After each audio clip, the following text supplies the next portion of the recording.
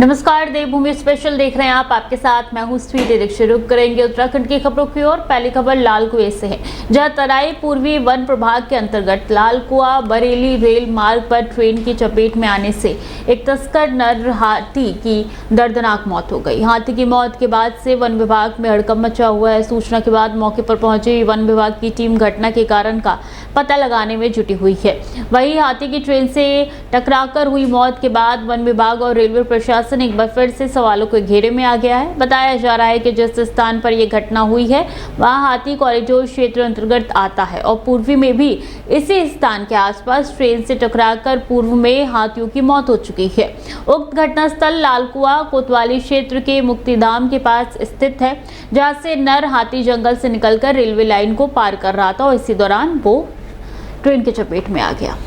कल रात 10:30 बजे के आसपास जो आगरा फोर्ट ट्रेन है जो कि लालकुआं से किच्छा की ओर जा रही थी, उसमें लालकुआं के पास एक मुक्तिधाम के आसपास एक ट्रेन दुर्घटना हुई है, जिसमें एलिफेंट की एक डेथ हो गई मौके पे। वनकर्मियों द्वारा रात्रि में ही सूचना मिलने पर तत्काल रूप से स्थिति का क्षेत्र का मुआयना किया गया है। इसके अंतर्गत जो भी ट्रेन ड्राइवर है उनको हमने क्षेत्र पे सारी टीम पहुंच गई है और पोस्टमार्टम की तैयारी चल रही है। और नियमानुसार जो भी पायलट हैं, लोको पायलट हैं, ट्रेन के जो भी कर्मचारी। और हरिद्वार के धनपुरा में अवैध पटाखे बनाने वाले गोदाम में अचानक धमाका हो गया, जिसमें 2 लोग गंभीर रूप से घायल हो गए। जहां पथरी थाना क्षेत्र के धनपुरा में सेक्टरिंग के गोदाम में एक हिस्से में अवैध रूप से आतिशबाजी बनाने का कारोबार चल रहा था। धमाके के बाद मौके पर पहुंची पुलिस ने घायलों को अस्पताल में भर्ती कराया है। वहीं एफएसएल और बम स्क्वाड की टीम ने मौके पर पहुंचकर बारीकी से निरीक्षण किया, जिसमें बारूद और अन्य खतरनाक पदार्थों के अवशेष मिले हैं। शॉकिंग नाम का युवक आतिशबाजी के बम बनाने का ये कारोबार अवैध रूप से कर रहा था, जिसके स्थानीय लोग भी लंबे समय से शिकायत कर रहे थे।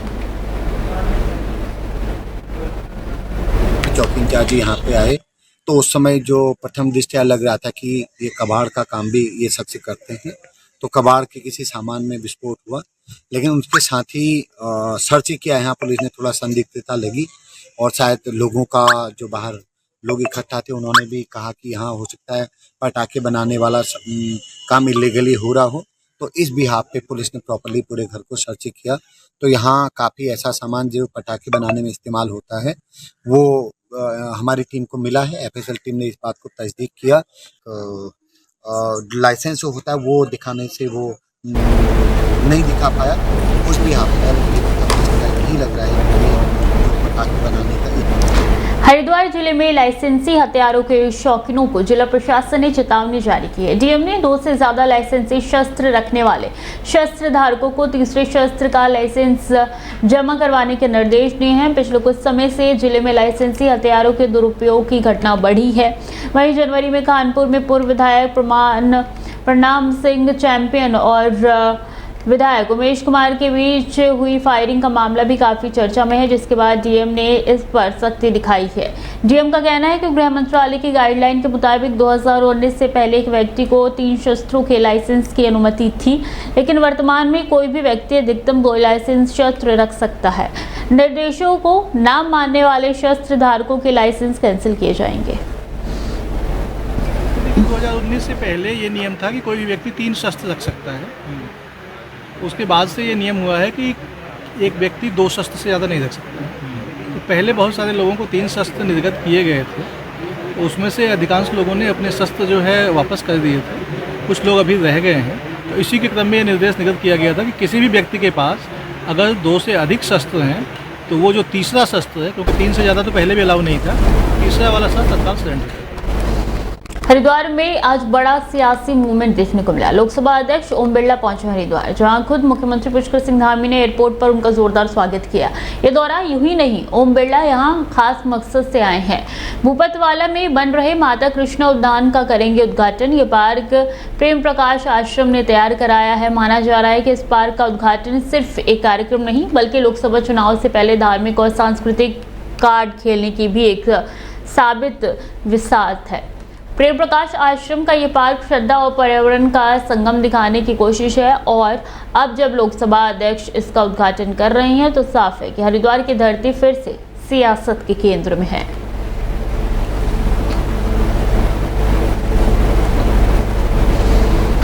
हरिद्वार के गुरुकुल कांगड़ी विश्वविद्यालय में फायरिंग मामले के बाद अब सोशल मीडिया पर एक और सनसनीखेज वीडियो वायरल हो रहा है। गोली लगने से घायल छात्र नीरज यादव और उसके साथियों का वीडियो सामने आया है, जिसमें सभी अवैध तमंचा लहराते और धमकी देते हुए नजर आ रही हैं। बीते दिन हॉस्टल के पास झगड़े के दौरान एक छात्र ने फायरिंग की थी, जिसमें नीरज यादव गंभीर रूप से घायल हुए हैं। अब उसी नीरज का तमंचा लेकर धमकी देना कई सवाल खड़े कर रहा है। हरिद्वार पुलिस जहां अब तक फायरिंग मामले की जांच में जुटी थी, वहीं अब इस वायरल वीडियो ने जांच की दिशा ही बदल दी है। पुलिस ने वीडियो को कब्जे में लेकर जांच तेज कर दी है और विश्वविद्यालय प्रशासन भी छात्रों की गतिविधि पर नजर बनाए हुए हैं। पुलिस जल्द कर सकती है कार्रवाई।